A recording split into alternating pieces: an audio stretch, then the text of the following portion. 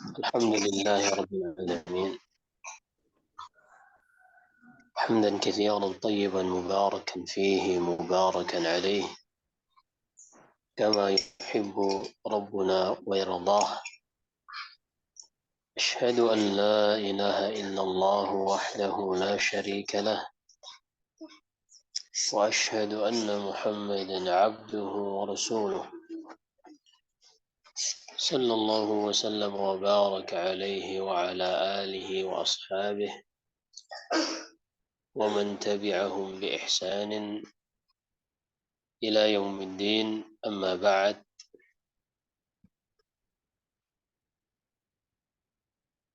أهلا وسهلا بكم أخواتي حفظكن الله جميعا.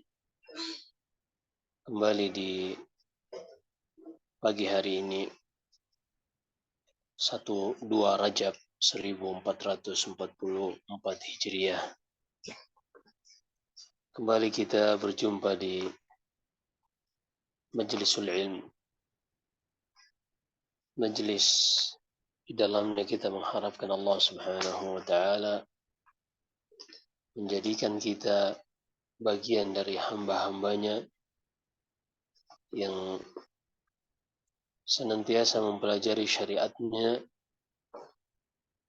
sehingga dengannya mereka bisa mengetahui cara berinteraksi dengan takdir Allah, cara menghadapi fitnah-fitnah dunia, cara bergaul dengan sesama hamba-hamba Allah, dan berbagai macam problematika yang dihadapi oleh seorang manusia, baik itu pada dirinya sendiri atau pada keluarganya dan pada lingkungan masyarakatnya. Semuanya telah Allah Subhanahu wa taala berikan solusi di dalam Al-Quran atau hadits-hadits Nabi Sallallahu Alaihi Wasallam, baik itu secara kasus per kasus maupun dengan kaidah-kaidah umum dalam berinteraksi dengan semuanya itu. Dan di pagi hari ini biidznillah ta'ala kita akan membahas problematika khususnya bagi perempuan yang mereka akan hadapi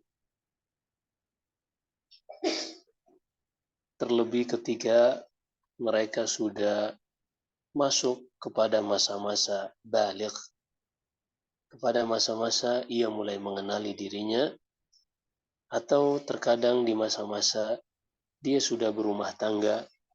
Maka penting baginya untuk mengetahui apa yang akan kita sampaikan insyaallah ta'ala. Hadits kita hari ini kita ambil dari Sahih Bukhari dan Sahih Muslim, di mana kata Al-Bukhari rahimahullah dengan sanadnya yang bersambung kepada Abu Hurairah, qala al-muallif rahimahullah an Abi Hurairah radhiyallahu ta'ala anhu qala قال رسول الله صلى الله عليه وسلم استوصوا بالنساء فإن المرأة خلقت من ضلع وإن أعوج شيء في الضلع أعلاه فإن ذهبت تقيمه كسرته وإن تركته لم يزل أعوج فاستوصوا بالنساء. Dari Abu Hurairah radhiyallahu ta'ala anhu, Rasulullah sallallahu alaihi wasallam bersabda, istausu bin nisa. Kita akan terjemahkan secara global terlebih dahulu, lalu kita ambil hadis-hadis ini sedikit demi sedikit kita jelaskan, dan kita akan mencoba mengambil pelajaran-pelajaran yang bisa dipetik dari setiap penggalan hadisnya. Istausu bin nisa, dalam riwayat lain istausu bin nisa'i khaira. Hendaklah kalian, di sini para ulama menyebutkan beberapa makna. Artinya kalian hendaknya berinteraksi dengan para wanita dengan interaksi yang sebaik-baiknya. Dan dalam makna yang disebutkan Ibnu Hajar rahimahullah setelah beliau membawakan banyak ucapan para ulama, beliau menyebutkan satu ucapan yang paling bagus. Kata beliau, "Istausu bin nisa ay iqbalu wasiyati fin nisa." Wahai sekalian para lelaki, terimalah wasiatku untuk kalian tentang wanita. Jadi Rasulullah memiliki wasiat yang ia wasiatkan kepada para wanita. Dan ini kita akan sebutkan beberapa wasiat tersebut. فَإِنَّ الْمَرْأَةَ خُلِقَتْ مِنْ ضِلَعٍ. Karena wanita itu tercipta dari dhila, dari tulang rusuk. Para ulama mengatakan ini adalah Hawa, istri dari Nabi Adam alaihissalam. Asal penciptaan wanita dari tulang rusuk. Sebagaimana Adam diciptakan dari tanah, adapun keturunannya tidak ada yang diciptakan dari tanah. Allah menggabungkan dua jenis penciptaan ini pada firman-Nya di dalam surat Alif Lam Mim As-Sajdah, "Alladzi ahsana kulla syai'in khalaqahu wa bada'a khalqal insani min tin, thumma ja'ala naslahu min sulalatin min ma'in mahin." Allah yang memulai penciptaan manusia dari tanah, kemudian ia jadikan keturunannya mereka semua dari pertemuan antara sel sperma laki-laki dengan sel telur perempuan. فَإِنَّ الْمَرْأَةَ خُلِقَتْ مِنْ ضِلَعٍ. Karena wanita itu diciptakan dari tulang rusuk. Itu Hawa, asal penciptaan wanita. وَإِنَّ أَعْوَجَ شَيْءٍ فِي الضِّلَعِ أَعْلَى. Dan ketahuilah, tulang rusuk yang paling bengkok itu adalah tulang rusuk yang paling atas. Sepertinya di sini Rasulullah mengisyaratkan bahwasanya penciptaan Nabi Adam berdasarkan keterangan para ulama diciptakan dari tulang rusuk yang paling atas, yang paling bengkok. Kalau kalian, kata Rasulullah, fa in zahabta tuqimuhu fasarta. Kalau engkau langsung memaksakan untuk meluruskan dalam satu waktu, maka engkau pasti mematahkannya. Jadi nggak bisa. Jadi nggak bisa tulang rusuk itu langsung diluruskan secara paksa dalam satu waktu. Kalau engkau melakukan hal tersebut, niscaya engkau pasti telah mematahkannya.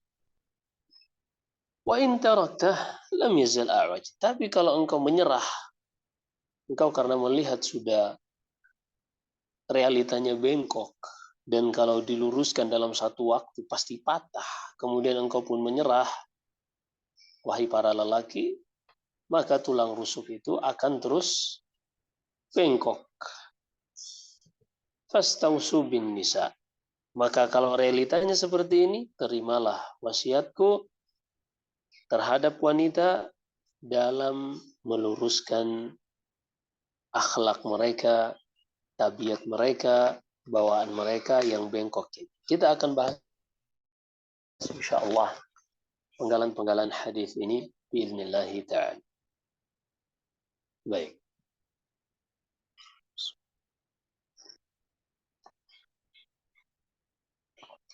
Abu Hurairah radhiyallahu taala an, nama aslinya para ulama berselisih pendapat.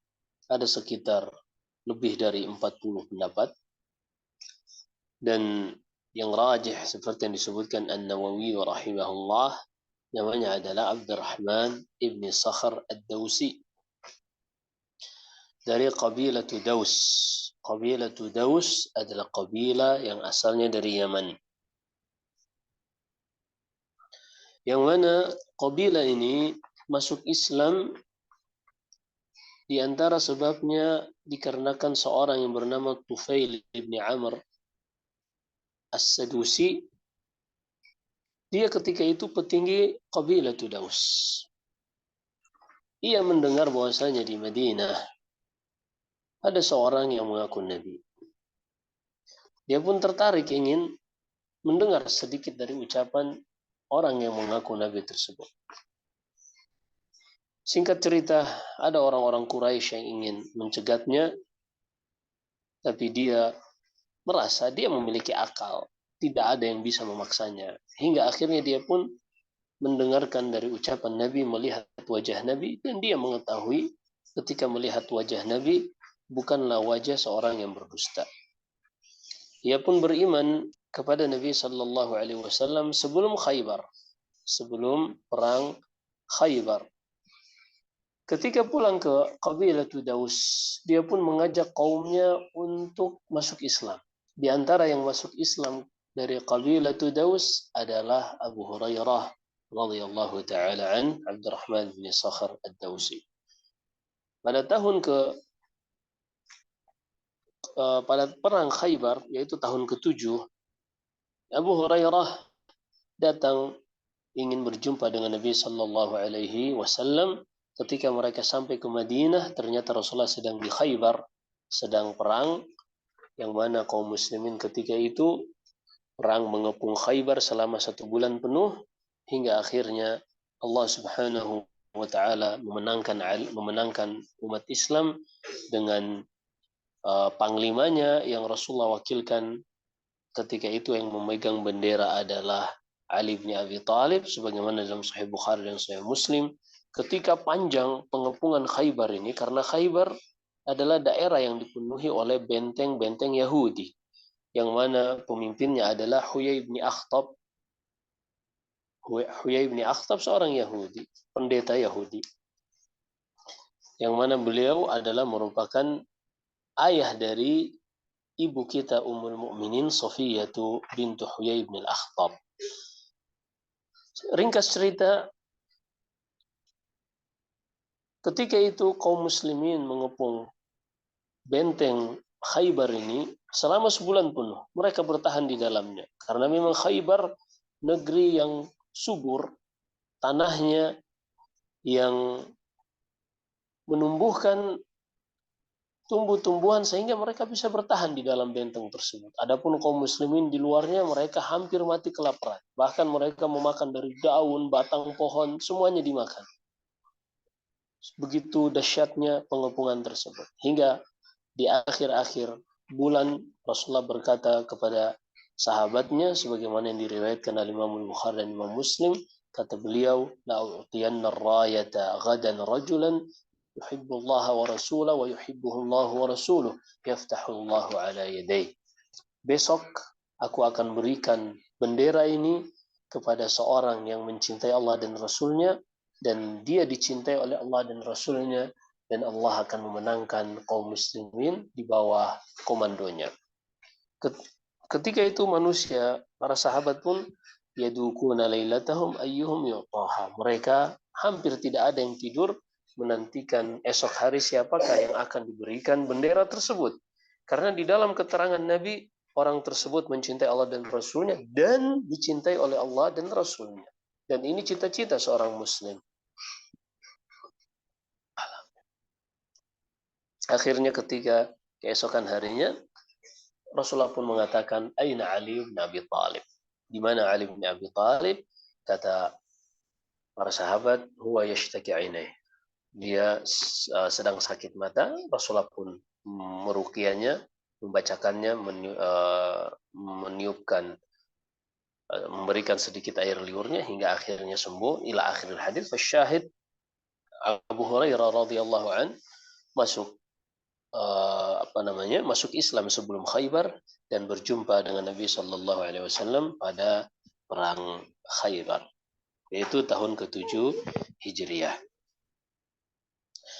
Baik, ini ringkas biografi Abu Hurairah radhiyallahu an. Kita tidak bahas lebih detail bagaimana ibadahnya, bagaimana ia menuntut ilmu, bagaimana hari-harinya yang ia lewati dengan kelaparan, karena kita tidak sedang membahas fokus pada biografi rawi. Mungkin di lain waktu insyaallah ta'ala kita lanjutkan untuk slide berikutnya,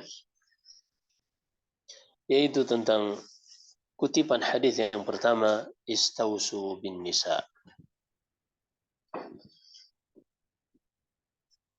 Pelajaran yang bisa kita petik dari sabda Nabi Sallallahu Alaihi Wasallam, terimalah wasiatku wahai para lelaki tentang wanita. Pertama di sini kita harus ketahui istausu. Di sini yang menjadi lawan bicara Rasulullah adalah para lelaki. Baik itu seorang suami, seorang ayah, seorang paman, om,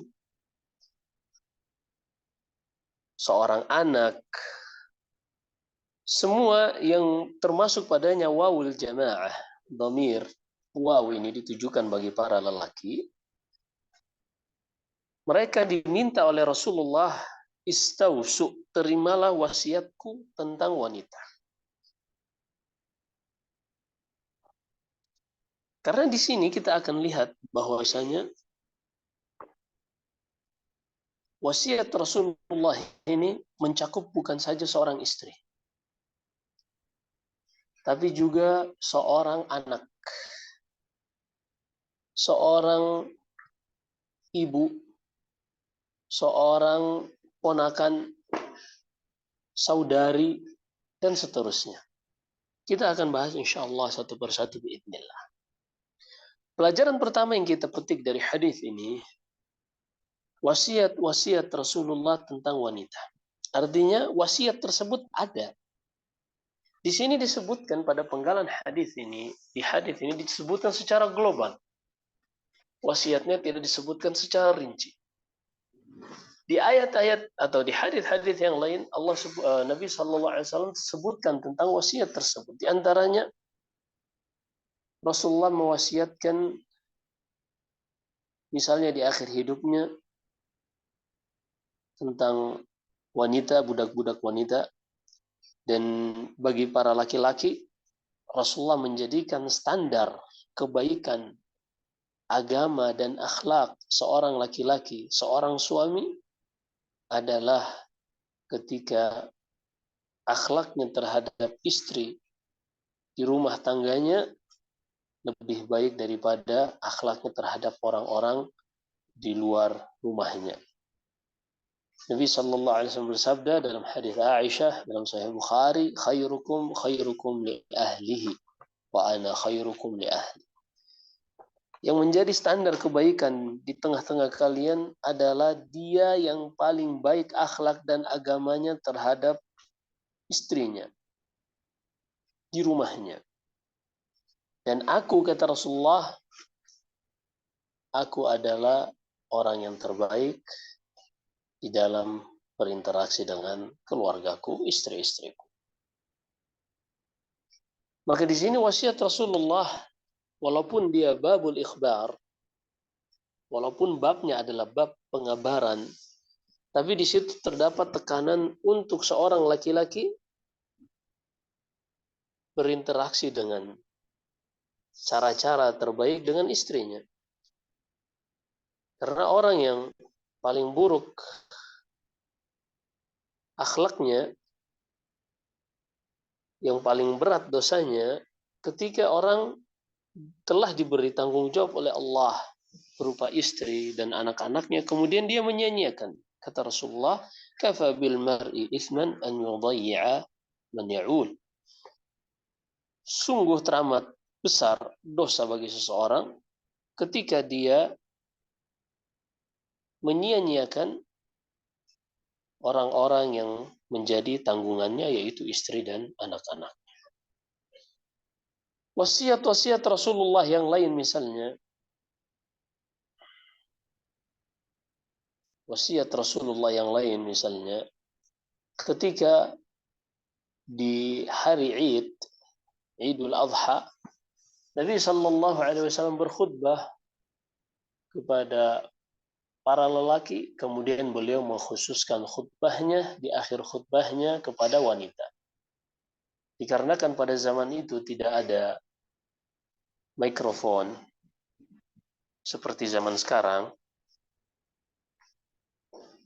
maka Rasulullah Shallallahu Alaihi Wasallam ketika selesai dari khutbah laki-laki, beliau pun berpindah menuju ke shaf para wanita bersama Bilal radhiyallahu an. Kemudian Rasulullah sallallahu alaihi wasallam memberikan wejangannya, nasihatnya, dan di antara wasiatnya tasaddaqna, bersedekahlah. Karena kata Rasulullah, apa yang beliau saksikan di malam Isra dan Mi'raj, penghuni neraka banyak dihuni dari kalangan wanita. Dan ini kita akan bahas kenapa Rasulullah sebutkan demikian. Akan ada pada slide berikutnya insya Allah. Ini realita dan takdir Allah dan bagaimana cara kita berinteraksi dengan takdir Allah ini. Insya Allah kita akan bahas setelah slide ini. Intinya di situ Rasulullah mewasiatkan kepada para wanita langsung untuk banyak-banyak bersedekah. Karena dengan sedekah dalam hadits Adi bin Hatim radhiyallahu an, ittaqun nara walau bisyiqqi tamrah. Jagalah diri kalian dari api neraka walaupun hanya dengan sedekah berupa sebiji korma. Di antara wasiat Rasulullah sallallahu alaihi wasallam tentang para wanita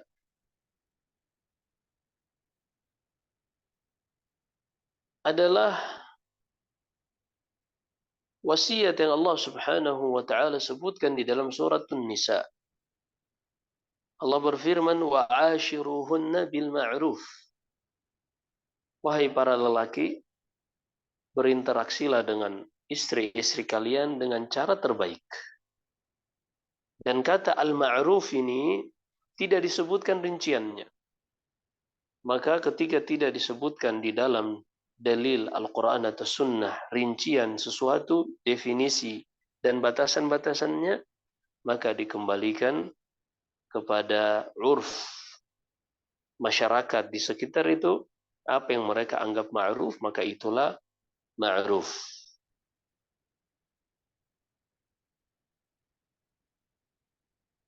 والعرف معمول به إذا ورد حكم من الشرع الشريف لم يحد. Kata Syekh Abdul Rahman bin Nasir As-Sa'di, dan urf atau kebiasaan masyarakat, kebiasaan lokal, ini dijadikan standar pada dalil-dalil yang disebutkan di dalam Al-Quran atau hadis tanpa ada pembatasan rinciannya. Maka urf dikembalikan kepada masyarakat. Seorang laki-laki berinteraksi dengan keluarganya, dengan istrinya, sesuai kebiasaan masyarakat. Jika di antara perkara ma'ruf, seorang suami tidak membebankan istrinya dengan pekerjaan rumahnya, seperti misalnya harus menyediakan pembantu, maka disebutkan mazhab Syafi'i itu di antara urf yang hendaknya laki-laki melaksanakannya. Seorang tidak memasak misalnya, atau di urf zaman sekarang berbeda lagi dari yang sebelumnya, maka ini dikembalikan kepada masing-masing tentang urfnya. Namun perlu diperhatikan juga, karena membangun rumah tangga ini bukanlah 1-2 hari, maka masing-masing melihat kemampuan pasangannya. Terkadang urf masyarakat dan tekanan sosial tidak berbanding lurus dengan keadaan finansial sebuah keluarga. Maka karena ini adalah menikah ini bukanlah hanya melihat satu sisi, akan tetapi ta'awun, tolong menolong antara dua sisi. Karena hakikatnya seorang menikah, baik dari sisi laki-laki maupun perempuan, dia sedang melewati warna-warni kehidupan. Karena hakikatnya dia lahir di muka bumi ini, dia hanya menyiapkan bekal sampai meninggal nanti, kemudian ia akan mempertanggungjawabkan setiap detik dari umurnya. Dan tentunya perjalanan hidupnya ini sangat panjang. Dan Allah memahami hal tersebut. Karena Allah yang menciptakan manusia. Maka Allah ciptakanlah bagi mereka pasangan-pasangan untuk mengisi kekosongan hidup ini. Maka inti dari menikah ini bukanlah tujuan segalanya. Menikah ini hanyalah wasilah seorang dengannya melewati hidup ini lebih ringan. Dengannya seorang bisa meluapkan perasaan-perasaan yang tidak bisa ia luapkan kecuali dengan pasangannya ini. Seperti firman Allah dalam surat Ar-Rum, "Wa min ayatihi an khalaqalakum min anfusikum azwajan litaskunu ilaiha." Di antara tanda-tanda kebesaran Allah, Allah jadikan bagi kalian pasangan untuk kalian tenang kepadanya. Kata Ibnu Qayyim rahimahullah, seorang tidak mungkin tenang kecuali dengan pasangannya. Maka rumah tangga ini bukanlah milik seorang ayah saja atau milik seorang ibu saja yang harus bertanggung jawab. Akan tetapi semuanya harus ta'awun dalam menciptakan suasana yang kondusif agar mereka bisa berjalan mengisi kekosongan hidup ini sambil beribadah kepada Allah, mengisi wadah umur ini dengan berbagai bekal ketaatan kepada Allah hingga semuanya kita kembali kepada Allah Subhanahu wa taala dan mempertanggungjawabkan setiap detik yang kita lewati di dalam kehidupan dunia ini. Maka ketika kita paham tentang hakikat pernikahan ini, bukanlah seorang siapa yang paling kuat, siapa yang paling berpengaruh, siapa yang paling memiliki power. Bukan di situ, akan tetapi ini asasnya adalah ta'awun. Makanya Allah berfirman di dalam surat At-Talaq, "Wa'tamiru bainakum bima'ruf." Hendaklah kalian itu i'timar, saling bermusyawarah untuk mencapai perkara yang terbaik, kesepakatan yang terbaik. Nah, maka di sini dikembalikan kepada urf wasiat-wasiat yang ketiga tidak disebutkan batasan. Allah berfirman tadi, wa'ashiruhunna bil ma'ruf. Berinteraksilah dengan istri-istri kalian dengan cara terbaik. Kemudian penggalan yang kita bisa petik atau pelajaran yang bisa kita petik dari penggalan hadis ini adalah kewajiban para lelaki untuk mengamalkan wasiat Rasulullah sallallahu alaihi wasallam tentang wanita. Iya, karena tadi kita sebutkan dhamir wawul jamaah di situ ditujukan bagi para wanita. Nah, karena hukum asal di sini istausu, kata perintah, dan di dalam qaidatul usul jika ada perintah maka hukum asalnya adalah wajib sampai ada dalil lain memalingkan dari kewajiban perintah tersebut. Nah, apa saja wasiat-wasiat Rasulullah ini panjang banget, panjang lebar kalau kita bahas satu-satu di dalam Al-Quran. Seperti misalnya kewajiban laki-laki untuk menafkahi perempuan dan tugas para lelaki untuk melindungi perempuan. Dan ini bukan berlaku suami kepada istri saja. Ayah kepada anak, demikian pula anak kepada ibunya, seorang laki-laki kepada saudarinya. Ya, ini semua banyak. Tentunya kita tidak mungkin bisa jelaskan satu persatu di majelis yang ringkas ini. Nah, kita lanjut pada slide berikut. فَإِنَّ الْمَرْأَةَ خُلِقَتْ مِنْ ضِلَعٍ. Karena wanita itu diciptakan dari tulang rusuk. Pelajaran yang bisa kita petik dari kutipan hadis ini, yang pertama asal muasal penciptaan wanita yaitu Hawa, istri dari ayah kita Adam alaihissalam, diciptakan dari tulang rusuk Nabi Adam ketika Nabi Adam tertidur. Dan ini pendapat sebagian para ulama. Nah, juga bisa dipetik dari keumuman keumuman firman Allah di dalam surat An-Nisa, "Ya ayyuhan nasu taqu rabbakum alladzi khalaqakum min nafsin wahidah wa khalaqa minha zawjaha." Wahai sekalian manusia, bertakwalah kepada Allah Rabb kalian yang menciptakan kalian dari satu jiwa yaitu Adam, wa khalaqa minha zawjaha. Dan Allah ciptakan istrinya yaitu dari Nabi Adam. Maka dari sini isyarat bahwasanya Hawa diciptakan dari Adam dan di antara yang berdalil dengan hadis ini, Nabi Hawa itu diciptakan dari tulang rusuk Nabi Adam yang paling atas, yang paling bengkok. Pelajaran yang kedua yang bisa kita petik dari penggalan hadis ini, mengenal tentang ketetapan Allah yang sifatnya kauniyah pada penciptaan wanita. Apa maksudnya? Para wanita harus sadar, dan ini berlaku kepada semua manusia dulu, terlebih dahulu hukum asalnya, Allah subhanahu wa ta'ala mencipta apa yang ia kehendaki. Allah berfirman di dalam surat Al-Buruj, fa'alul lima yurid. Allah melakukan apa saja yang ia kehendaki.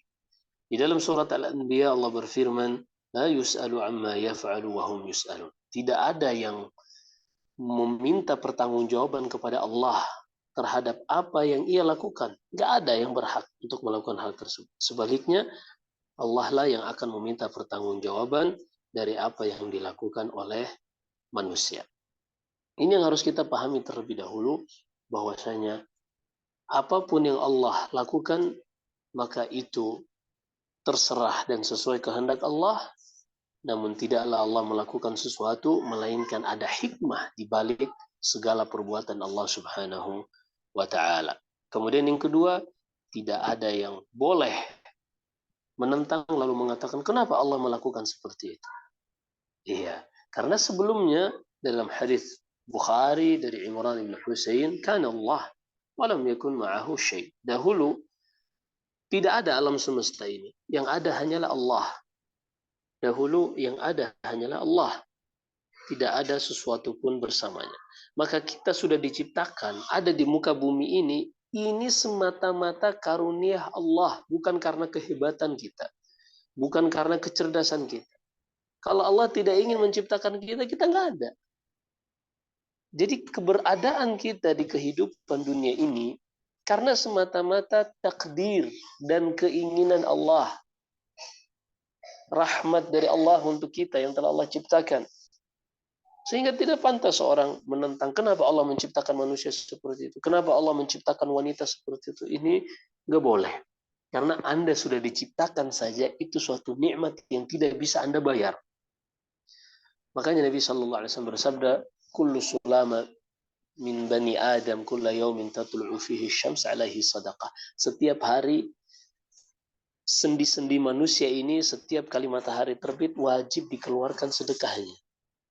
Iya, karena itu penciptaan Allah yang kita tidak bisa bayar. Tiap hari harus kita keluarkan sedekahnya. Allahul musta'an. Maka di sini seorang manusia, khususnya wanita, dia harus mengenal tentang ketetapan Allah yang sifatnya kauniyah ini. Ketetapan kauniyah atau kita kenal juga dengan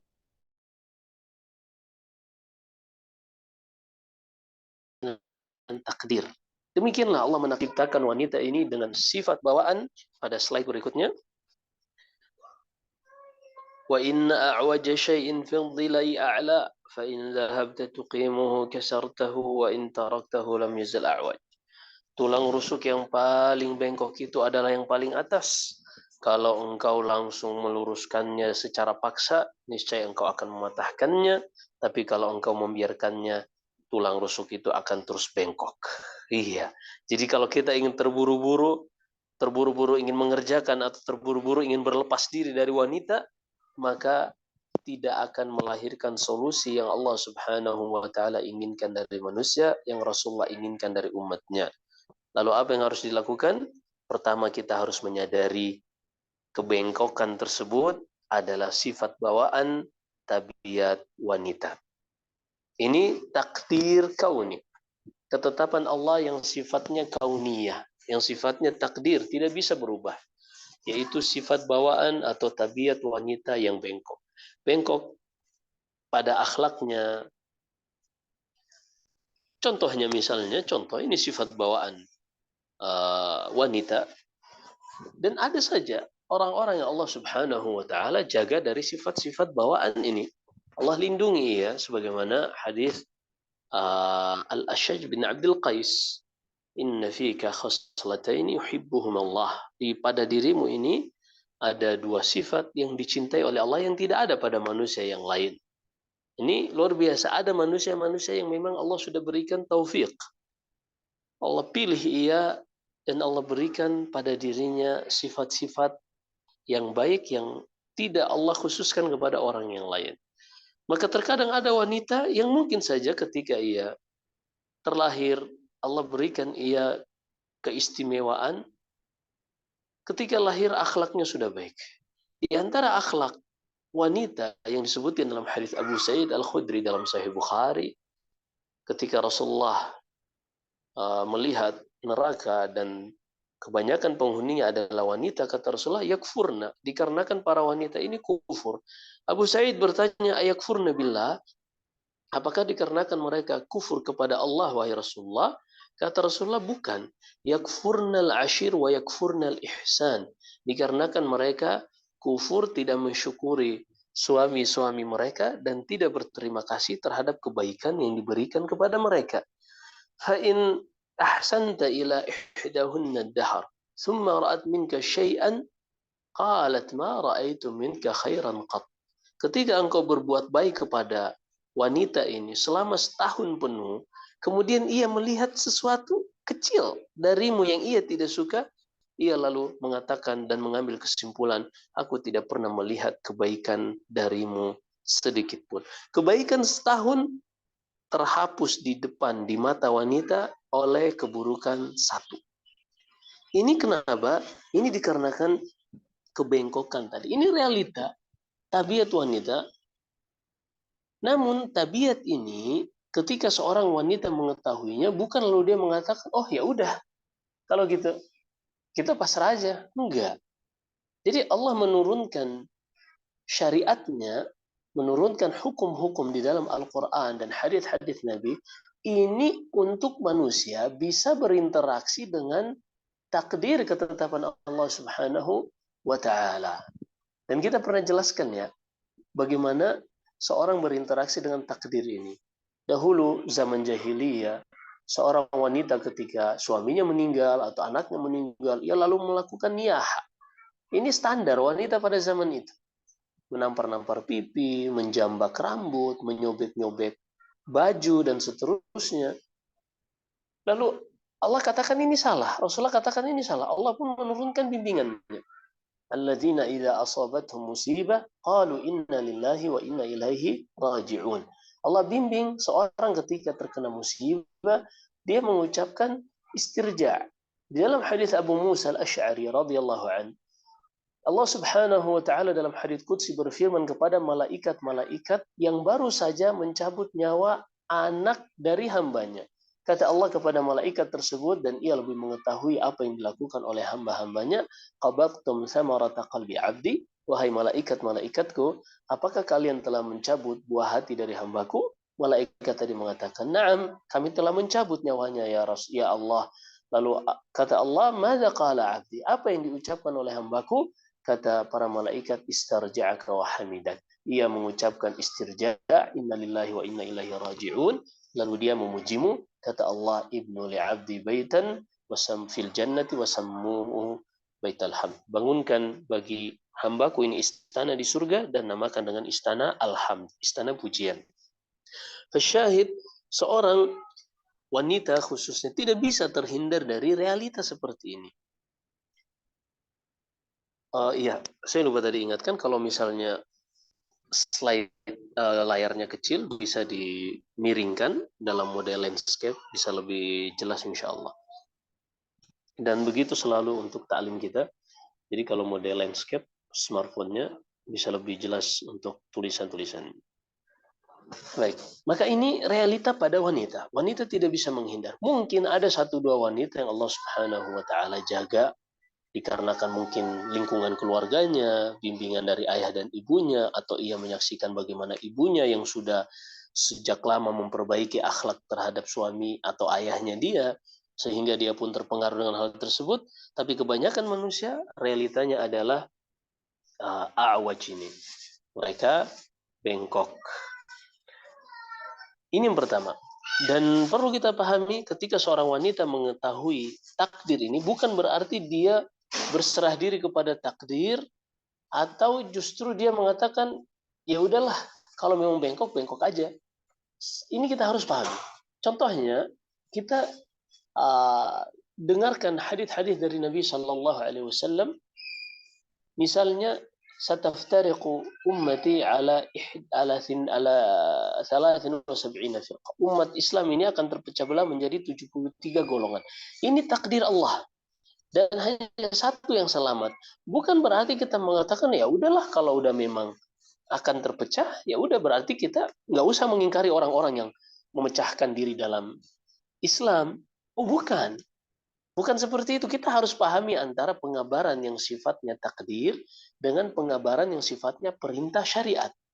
Pengabaran yang sifatnya takdir ini betul, kita tidak bisa hindari. Akan terpecah belah umat ini menjadi 73 golongan.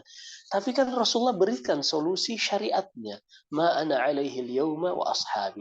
Tidak ada yang selamat, yang diselamatkan dari 73 kelompok tadi kecuali satu, yaitu mereka yang berjalan di atas jalanku dan sahabat-sahabatku. Maka kita yang mengetahui solusinya ini, jalan keluarnya ini, kita tidak ikut-ikutan pada 72 golongan yang terancam neraka. Kita memiliki jalan golongan yang selamat, yaitu mengikuti jalannya Rasulullah dan sahabat-sahabatnya. Seperti itu berinteraksi dengan takdir. Jadi ketika kita ketahui wanita bawaan tabiatnya sudah seperti itu Allah takdirkan, maka kita jangan, ya sudah kalau gitu. Enggak. Tapi kita mencari yang terbaik. Karena kenapa? Kata Rasulullah, bisa diluruskan, tapi harus pelan-pelan. Fa in dhahabta tuqimuhu kasarta. Kalau langsung dipaksa, patah. Wa in taraktahu lam yazal a'waj. Tapi kalau engkau biarkan, nggak diluruskan pelan-pelan, akan bengkok terus. Nah, jadi gimana solusinya? Pelan-pelan. Makanya kata Rasulullah, istausu bin nisa. Terimalah wasiatku tentang wanita. Dan wasiatnya Rasulullah itu selalu perlahan-lahan. Ketika Sofiyah radhiyallahu anha, Sofiyah bintu Huyai bin Al-Akhtab, salah satu istri Rasulullah, membawakan makanan, Aisyah melihat piring tersebut, Aisyah radhiyallahu anha langsung memecahkannya. Tapi itu wanita, ummahatul mu'minin, yang kecintaan kepada mereka adalah ibadah yang Allah jadikan di dalam agama ini. Wa ummahat wa nisa wa azwajuhum ummahatukum, kata Allah, istri-istrinya adalah ibu bagi kalian. Apa yang dilakukan oleh Rasulullah? Kata Rasulullah, gharat ummukum, ibu kalian yaitu Aisyah sedang cemburu. Karena memang Sofia ini wanita yang sangat cantik sekali. Nah, Rasulullah menikahinya di usia 18 sampai 20 tahun. Ketika itu beliau menjanda dari suami yang sebelumnya terbunuh ketika Khaybar ini. Nah, ala kulli hal, ini adalah sifat tabiat wanita yang merupakan takdir Allah. Bukan berarti seorang wanita berserah diri, pasrah, dan tidak ingin mengubah. Tidak. Karena di sini Rasulullah mengisyaratkan bisa diubah, tapi perlahan. Kalau seandainya mengubahnya dengan perlahan ini tidak dilakukan, justru dipasrahkan saja seperti itu, maka wanita ini akan terus bengkok. Seperti misalnya ketika kita mendengarkan hadis tadi, penghuni terbanyak neraka adalah wanita, ini Allah sudah jadikan seperti itu takdirnya.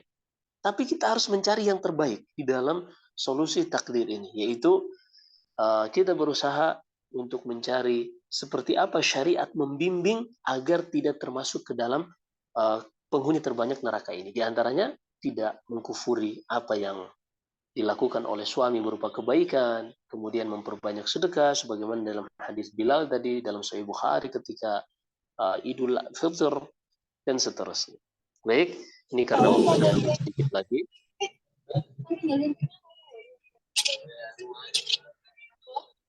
Baik, di pelajaran yang kedua, wajib bagi wanita untuk mempelajari syariat Allah sehingga dengannya ia bisa berinteraksi dengan takdir atau ahkam kauniyah. Terakhir, dari penggalan hadis kita, fastausu bin nisa, kembali Rasulullah menutup hadis ini dengan mengulangi ucapannya, maka terimalah wasiat-wasiatku dan amalkanlah wasiat-wasiatku terhadap wanita-wanita kalian, baik itu istri, anak perempuan, ibu, saudari, tante, dan seterusnya. Ini wasiat-wasiat yang sangat banyak, tentunya kita tidak mungkin menyelesaikannya dalam satu majelis ini. Wallahu a'lam. Saya kembalikan kepada moderator. Barakallahu fikum. Barakallahu fiik Ustaz. Jazakallahu khairan atas penyampaian materinya. Alhamdulillah kita sudah mendengar tadi nasihat hadis Nabi SAW, dan kita buka majlis kepada akhwat. Jika ada sebarang pertanyaan, silakan ditulis, bisa ditulis atau ditanya langsung.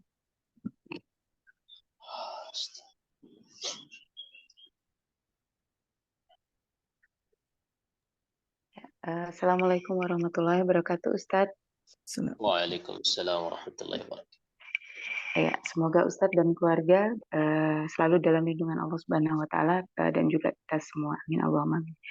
Ustadz izin bertanya, kadang di dalam satu tadi kan dikatakan bahwa sudah menjadi ketetapan Allah bahwa seorang wanita itu adalah tulang yang bengkok, itu ya Ustadz. Tetapi maksudnya dalam satu prakteknya dalam satu kehidupan kan tidak bisa istilahnya bisa sabar ataupun bisa hal-hal yang bisa melayani misalkan pasangan yang memang pasangannya tersebut misalkan kalau dalam hadis ini tuh ternyata memang pasangannya itu yang kalau diibaratkan tuh yang bengkok gitu Ustaz. Nah, misalkan kalau misalkan seperti kita menghadapi seperti ini, apakah misalkan ketika pasangan kita sedang marah atau gimana, apakah tetap menjadi suatu kewajiban untuk kita uh, apa uh, tetap bisa misalkan seperti menegur atau misalkan meminta maaf, padahal misalkan di situ misalkan dalam kondisi kita wanitanya yang tidak salah, seperti misalkan dalam hadis kan dikatakan bahwa kita ketika suami istri itu bertengkar, seorang wanita tuh mengatakan saya tidak bisa tidur sebelum kamu ridho terhadap saya. Apakah posisi ini tetap harus wajib dilakukan ketika si suami itu yang bersalah, Ustaz? Jazakumullah khair. Nah,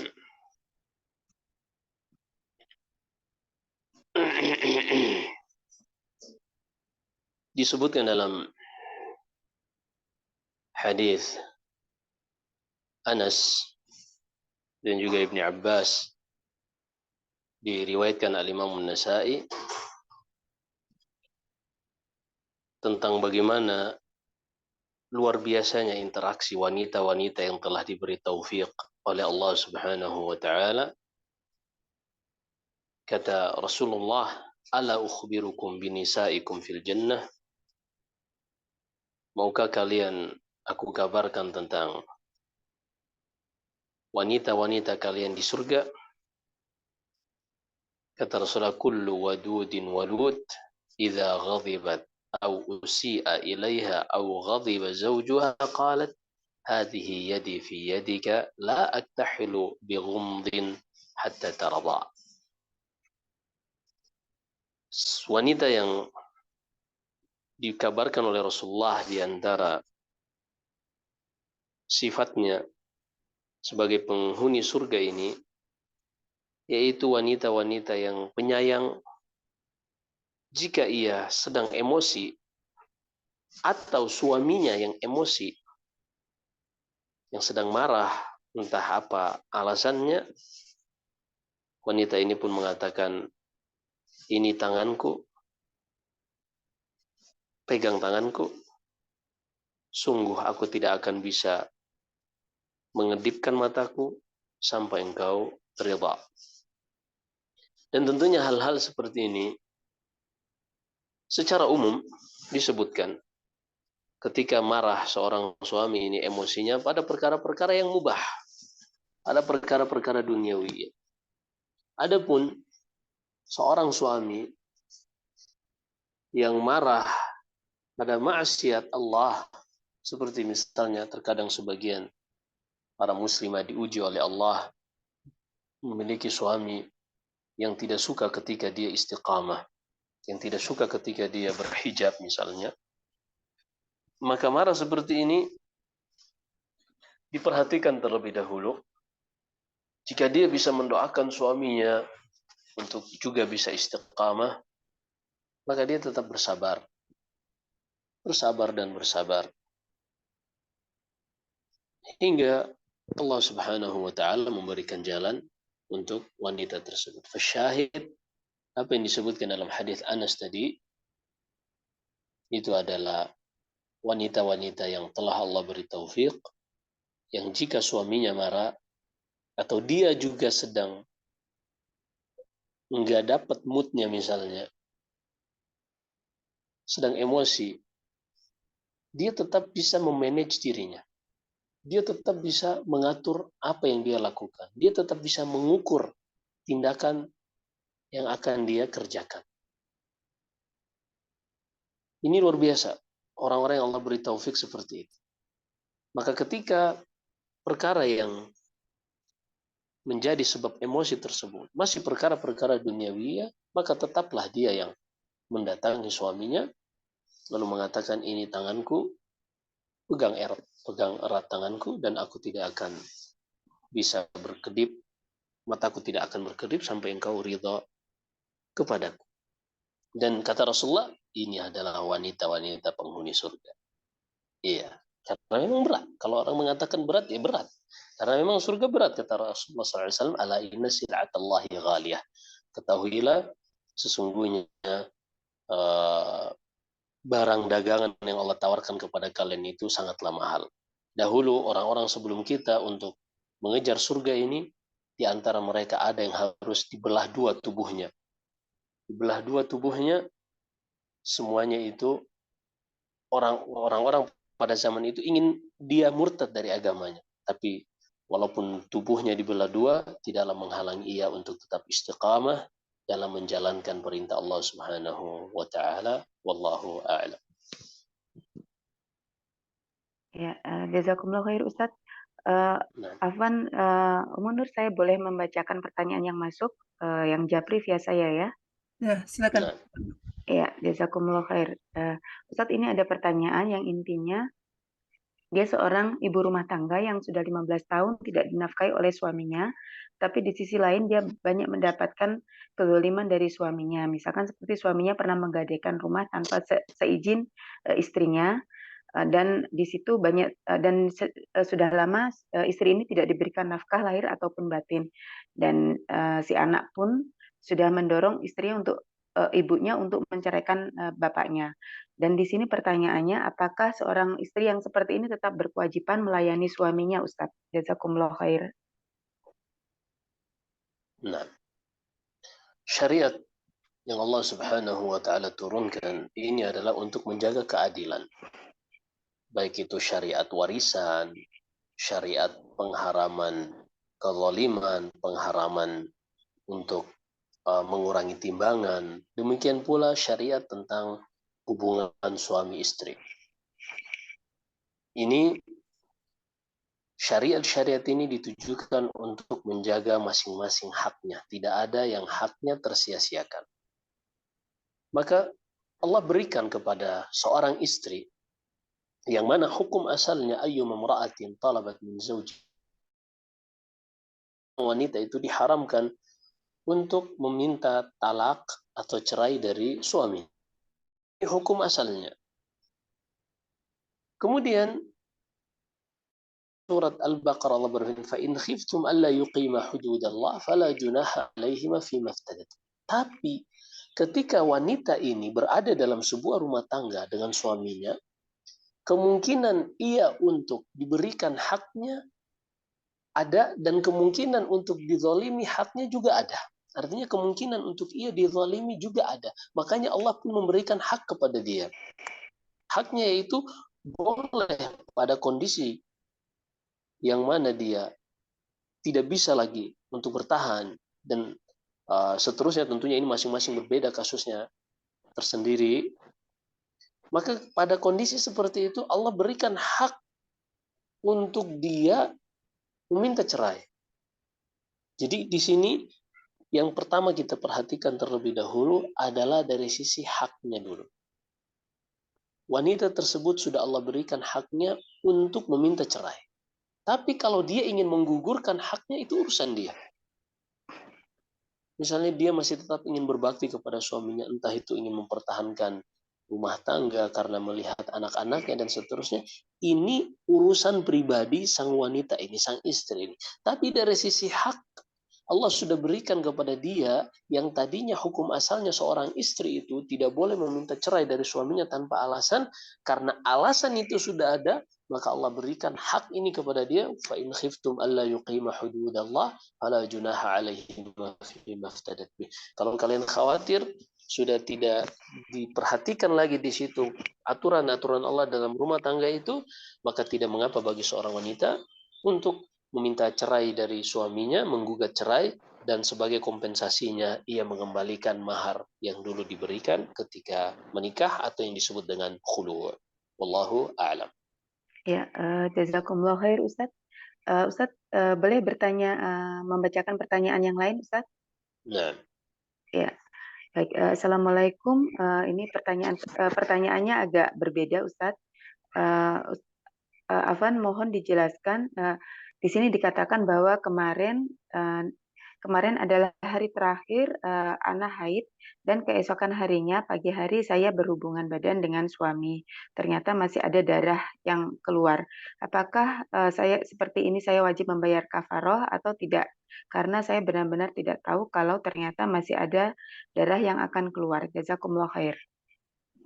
nah, seorang wanita tentunya mengenali tentang dauriyah, tentang jadwal bulanannya masing-masing. Kalau memang dia punya jadwal bulanan. Kalau memang tidak punya jadwal bulanan, wanita biasanya mengetahui kapan terakhir darah itu terputus. Entah itu dengan melihat tanda-tandanya.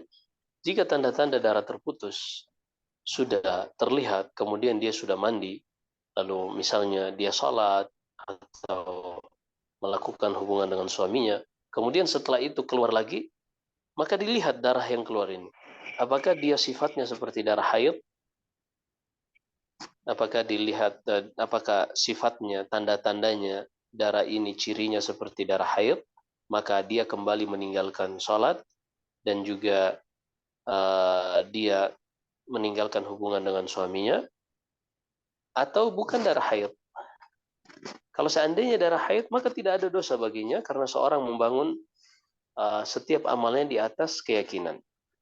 Setiap seorang membangun amalannya di atas apa yang dia yakini. Jika tadi dia meyakini bahwasanya tanda-tanda penghabisan darahnya sudah kelihatan dan sudah terputus darahnya, kemudian dia mandi, maka sudah sah. Sah untuk sholat, kemudian sah untuk berhubungan dengan suaminya. Kalau seandainya darah itu tadi, kalau seandainya darah haid pun yang keluar setelah berhubungan tadi, dengan catatan dia sudah melihat tanda-tanda bahwasanya darahnya berakhir. Kalau seandainya darah yang keluar adalah darah selain darah haid atau yang disebut dengan damun fasid, istihadah, maka tidak masalah dengan dia berhubungan dengan suaminya, walaupun darah itu tidak terputus, tapi tentunya dilihat juga dari sisi kesehatannya dan dari sisi sholatnya. Kalau seandainya itu istihadah dan bukan darah haid, maka dia mencucinya setiap kali hendak mau sholat. Nah, wallahu a'lam. Ya, jazakumullah khair Ustadz. Ini pertanyaan yang terakhir Ustadz. Nah, Si penanya menanyakan bagaimana wanita sekarang mengenakan jilbab, kan kalau yang jilbab rata-rata kan ini Ustadz, apa yang bawahnya itu ada di bawah dagu sedikit Ustadz, apakah itu bawah dagu itu apakah termasuk aurat atau bagaimana Ustadz? Apakah cara berjilbab seperti itu sudah benar? Ini untuk orang yang tidak memakai nikoh Ustadz. Jadi kadang kan bawah dagu kelihatan sedikit gitu Ustadz.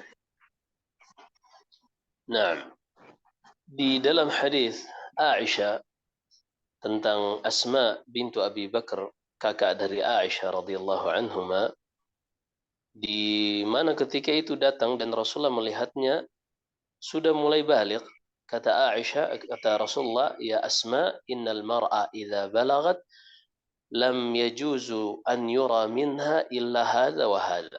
Wahai Asma, jika wanita itu telah haid, telah masuk usia baligh, maka tidak boleh kelihatan darinya kecuali wajah dan kedua telapak tangan.